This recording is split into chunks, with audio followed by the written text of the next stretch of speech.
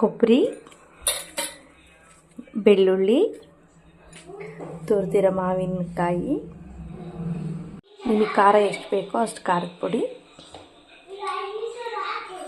ಕಡಲೆ, ಕೊತ್ತಂಬರಿ ಸೊಪ್ಪು, ರುಚಿಗೆ ತಕ್ಕಷ್ಟು ಉಪ್ಪು,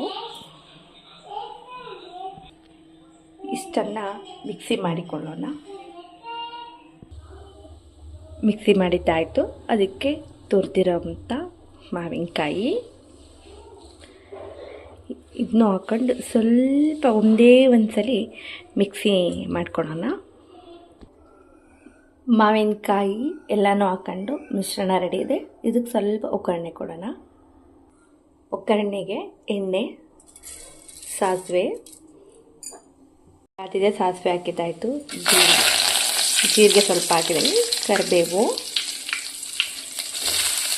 ಈರುಳ್ಳಿ ಸ್ವಲ್ಪ ಬೇಯಬೇಕಿದು. ಆಲ್ರೆಡಿ ಉಪ್ಪು ಹಾಕಿರೋದ್ರಿಂದ ಒಗ್ಗರಣೆಗೂ ಬೇಡ.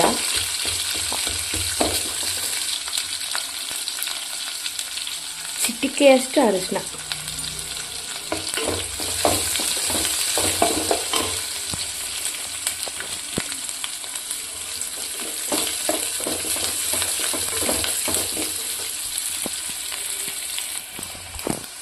ರುಬ್ಬಿದಂಥ ಮಿಶ್ರಣ ಹಾಕಿ